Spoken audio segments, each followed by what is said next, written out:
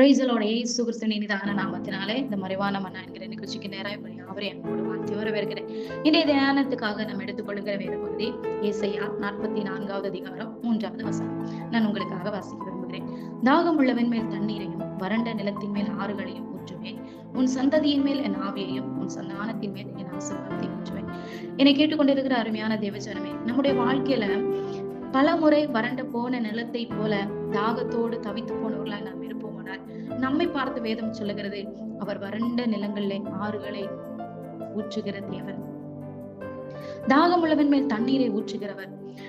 நம்முடைய வாழ்க்கையில சவாலா நாம் தாகம் கொள்ளும் போது நம்ம தணிப்பதற்காக நம்மோடு கூட ஒருவர் இருக்கிறார். அவருடைய பிரசன்னம் நம்முடைய வறண்ட ஆத்துமாவை தேற்றும். ஏசாயா 41:18 இப்படியாய் வாசிக்கிறோம், அவர் வறண்ட நிலத்தில் நீரூற்றுகளையும் வறண்ட பூமியில் ஆறுகளையும் ஊற்றுகிறவர். நம்முடைய வாழ்க்கை அவைக்குரிய வாழ்க்கையா இருந்தாலும் சரி, மாம்சத்திற்குரிய வாழ்க்கையா இருந்தாலும் சரி, நம்ம ஏதோ ஒரு இடத்துல வறண்டு போன அனுபவத்துல இருக்கிறோம். என்னால சரியா ஜெபிக்க முடியல, வேதம் வாசிக்க முடியல, கர்த்தருக்கு பிரியமா என்னால நடக்க முடியல, எங்கேயோ ஒரு இடத்துல ஸ்டன் ஆன மாதிரி எனக்கு ஃபீல் ஆகுது அப்படின்னு நீங்க பினான்சியல் நம்முடைய பாதிக்கப்பட்டு இருப்போமானா, நம்ம வேலை செய்கிற இடத்துல நமக்கு சரியான வருமானம் இல்லை, நமக்கு காலத்துல வருகிற வருமானம் நம்முடைய தேவைக்கே அது பத்த மாட்டேங்குது, கடன் வாங்குற சூழ்நிலையில இருக்கிறோம், எவ்வளவு சம்பாதித்தாலும் என்னுடைய கரத்திலே நிற்க மாட்டேங்குது, வறண்டு போன அனுபவத்துக்குள்ளதான் என் வாழ்க்கை கடந்து போய் கொண்டு இருக்குது, நான் என்ன செய்வதென்றே தெரியல அப்படின்னு சொல்லி என்னுடைய வாழ்க்கையில ஒவ்வொரு காரியமா நான் சுருக்கி கொண்டே இருக்கிறேன். ஆனாலும் பல பிரச்சனைகள், பல போராட்டங்களை கடந்து நான் எப்படியாவது இந்த முறை முன்னேறிட மாட்டேனா என்று பல முயற்சிகளை எடுத்தாலும் எடுக்கிற முயற்சிகளில் எல்லாம் தோல்வி மாத்திரம் தான் வருகிறது. என்னால இதுல இருந்து முன்னேறவே முடியல, என்னால இதுல இருந்து ஒரு மாற்றத்தை பார்க்க முடியாதா அப்படின்னு சொல்லி நீங்க கேட்டுக்கிட்டு இருப்பீங்கன்னா, எனக்கு பிரியமானவர்களே, வேதம் சொல்லுகிறது, அவர் வறண்ட நிலத்தின் மேல் ஆறுகளை ஊற பண்ணுகிற கர்த்தர். நாம் அறியாமலேயோ சில வறட்சியான நிலைமையில கடந்து போகும்போது கர்த்தர் அந்த நேரத்துல நம்மோடு கூட இருக்கிறார் என்கிற உணர்வு மாத்திரம் நம்மோடு கூட இருந்தா போதும். ஏசாயா 58:11 வசனம் இப்படியாய் சொல்லுகிறது, மகா வறட்சியான காலங்களில் உன் ஆத்மாவை திருப்தியாக்குகிறவர்.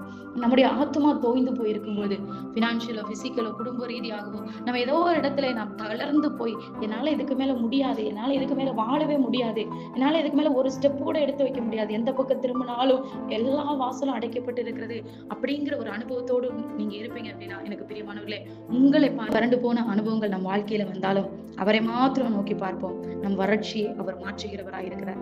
அதோடு மாத்திரமல்ல, நம்முடைய வறட்சியை மாற்றிட்டு நம்முடைய வாழ்க்கையில நாம் ஹாப்பியா இருக்கிறோம், அவ்வளவுதான், இதுக்கப்புறம் என்னுடைய தலைமுறைகள் என்னவாகும், என் வாழ்க்கையில நான் கர்த்தரை தேடுகிறேன், அவர் என்னை ஆசீர்வதிக்கிறார், அவர் என் தேவைகளை சந்திக்கிறார், ஓகே எல்லாமே சரிதான், ஆனா எனக்கு அப்புறம் என் பிள்ளைகளுடைய வாழ்க்கை என்ன ஆகும் அப்படின்னு சொல்லி வருது. சகோதரிகளே, வார்த்தைகளை கேட்டுக்கொண்டிருக்கிற உங்களுக்கு வேதம் சொல்லுகிறது, உன் சந்ததியின் மேல நான் ஆவியை ஊற்றுவேன். நம் வறட்சியான காலங்களில் அவரிடம் தஞ்சம் புகுவோமானால் நம் மாத்திரம் ஆசீர்வதிக்கிற தேவன் அல்ல, உங்களுக்கு ஒரு தேவை வரும்போது, நீங்கள் வறண்டு போன அனுபவத்தை ஃபீல் பண்ணும்போது, அது உங்க வாழ்க்கையில எந்த இடமா இருந்தாலும் சரி, எப்படிப்பட்ட ஒரு வறட்சியா இருந்தாலும் சரி, அது மனித பிரகாரமா இருந்தாலும் சரி, உங்க குடும்பத்திலேயா இருந்தாலும் சரி, உங்க தேசத்திலேயா இருந்தாலும் சரி, நீங்க வேலை செய்கிற இடத்துலயா இருந்தாலும் சரி, உங்க அறிவு சம்பந்தமான காரியமா இருந்தாலும் சரி, எந்த இடத்துல நீங்க வறட்சியை ஃபீல் பண்ணிக்கிறீங்களோ அந்த நீங்க இயேசு கிறிஸ்துவை உங்களுடைய தேவைகள் வரும்போது, உங்களுடைய வறட்சியான அனுபவங்கள் வரும்போது, உங்களுடைய தோல்விகளின் மத்தியிலே நீங்க தேவனை நோக்கி பார்க்க தயாரானால் அவர் உங்கள் தோல்விகளை மாற்றி, உங்கள் வறட்சிகளை மாற்றி, உங்கள் தேவைகளை சந்தித்து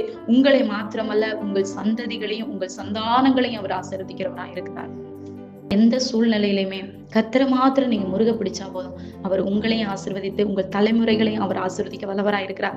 நீங்க அதுக்கு என்ன பண்ணணும்? கர்த்தர் என்னை ஆசீர்வதிக்கணும், என்னுடைய வறட்சி நீங்கணும், என்னுடைய தாரித்திரம் என்னை விட்டு மாறணும், என்னுடைய கடன் பாரங்கள் மாறணும், என்னுடைய தேவைகள் சந்திக்கப்படணும், எனக்கு வருகிற வருமானங்கள் பிரயோஜனமா இருக்கணும், இப்படியெல்லாம் மாறணுமா இருந்தா நான் என்ன செய்யணும்? எனக்கு பிரியமானவர்களே, ஒன்றே ஒன்றுதான், இந்த வசனத்துல நம்ம வாசிக்கிறது போல இங்க தாகமுள்ளவர்களாய் மாத்திரம் இருந்தா போதும். ஏன்னா தாகமுள்ளவர்கள் மேல் அவர் தண்ணீரை ஊற்றுகிற கர்த்தர். நீங்க தாகமுள்ளவர்களாய் மாத்திரம் இருந்தா போதும், உங்க வாழ்க்கையில என்ன வறண்ட அனுபவங்கள் வந்தாலும், என்ன வறட்சியான சூழ்நிலைகள் வந்தாலும் அதை ஆறுகளால் நிரப்ப அவராலே முடியும், அவரால கூடும். அவர் என் வாழ்க்கை, என் தாகத்தை அவர் மாற்றுவார், என் வறட்சி அவர் செழிப்பாக்க மாற்றுவார், என் தேவைகளை அவர் சந்திப்பார், அவர் என்னோடு கூட இருக்கிறார் என்கிற ஒரே ஒரு விசுவாசத்தோடு கூட இருந்து நீங்க தாகத்தோடு தேவனை நோக்கி பார்ப்பீர்களானால் அவர் என்னுடைய ஜெபத்தை கேட்டு என்னுடைய எல்லா காரியத்திலும், என்னுடைய எல்லா இக்கட்டுகளுக்கும் எங்கனை நீங்களாக்கி விடுவிப்பார் என்று நீங்க விசுவாசத்தோடு அவருடைய சமூகத்துக்கு வந்தா மாத்திர போதும். அவர் பார்க்கிற ஒரே ஒரு விஷயம் தான், உங்களுக்கு தாகம் இருக்குதா, இந்த பிரச்சனையிலிருந்து நான் மீண்டு வர வேண்டும் என்கிற தாகம் இருக்குதா? கர்த்தர் இது எல்லாவற்றிலிருந்து என்னை மீட்டுக் கொள்வார் என்கிற தாகம் இருக்கிறதா? அது மாத்திரம் இருந்தா போதும். கர்த்தர் உங்களை எல்லா இக்கட்டுகளுக்கும், எல்லா வறட்சியான அனுபவத்திலிருந்தும் கர்த்தர் உங்களை மீட்டுக் கொள்வார். உங்களை மாத்திரமல்ல, உங்க தலைமுறைகளை கர்த்தர் ஆசீர்வதிப்பார். நீங்கள் தாகமுள்ளவர்களாய் இருக்கும்பொழுது உங்களுடைய தலைமுறைகள் கர்த்தரால் ஆசீர்வதிக்கப்படும். நீங்கள் தாகமுள்ளவர்களாய் இருக்கும்போது அவர்களுடைய தலைமுறைகளும் கர்த்தரால் ஆசீர்வதிக்கப்படும். கர்த்தரை தேடுகிற ஒரு மனுஷனுடைய தலைமுறை எந்த ஒரு குறையும் கர்த்தர் வைக்க மாட்டார். நீதிமானுடைய சந்ததி அப்பத்துக்கு அலைந்ததா சரித்திரமே இல்லை என்று வேதம் சொல்லுகிறது. நீங்க கர்த்தர் மீது தாகம் உள்ளவர்களாய் நீதிமான்களாய் இருப்பீர்களானால் நிச்சயமாய் உங்கள் சந்ததி, உங்கள் தலைமுறைகளை கர்த்தர் பார்த்துக் கொள்வார்.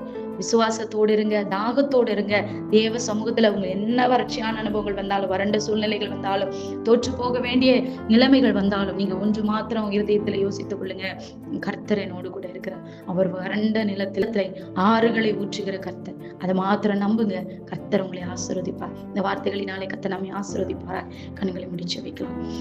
எங்களை அதிகமாக நேசிக்கிற அன்பின் பரிசுத்த பரலோக பிதாவே, இந்த வார்த்தைகளை கேட்டுக்கொண்டிருக்கிற ஒவ்வொரு பிள்ளைகளையும் கருத்துல தருகிறேன். ஆண்டவரே, உங்க வாழ்க்கையில என்னென்ன காரியத்தில எல்லாம் அந்த நேரத்தில் ஆண்டவரே வறட்சியை கத்தாமது பிள்ளைகள் ஃபீல் பண்ணுகிறாங்களோ அந்த காரியத்தில எல்லாம் கர்த்தருடைய கரத்தை வைக்கும்படியா ஜெபிக்கிறோம். ஆண்டவரே, ஒருவேளை உங்க பினான்சியல் காரியத்துல வறட்சி இருக்குமானால் இயேசு கிறிஸ்துவின் நாமத்தினால் நீங்கி மாறட்டும். ஆண்டவரே, உங்க குடும்ப ஜீவிதத்திலே வறட்சி இருக்குமானால் இயேசு கிறிஸ்துவின் நாமத்தினால் நீங்கி மாறட்டும். அவர்கள் தலைமுறை காரியத்துல வறட்சி இருக்குமானால் இயேசு கிறிஸ்துவின் நாமத்தினால இந்த வறட்சிகள் எல்லாம் மாறட்டும். எல்லா வறட்சிகளும் நீங்கி சமாதானத்தோடு சந்தோஷத்தோடு ஆண்டவரே வறண்ட நிலத்திலே ஆறுகளை ஊற்றுகிற கர்த்தர், ஆறுகளை போல ஆசீர்வாதங்களை இவர்கள் வாழ்க்கையிலே கர்த்தர் ஊற்றும்படி ஜெபிக்கிறேன். கர்த்தர் அப்படி செய்கிறபடி நான் நன்றி. இயேசு கிறிஸ்து நாமத்தினால இவர்களை வாழ்த்தி ஆசீர்வதித்து ஜெபிக்கிறேன். ஜெபங்களை ஜீவனுள்ள நல்ல பிதாவே, ஆமென். May God bless you. For prayer support, please contact these numbers.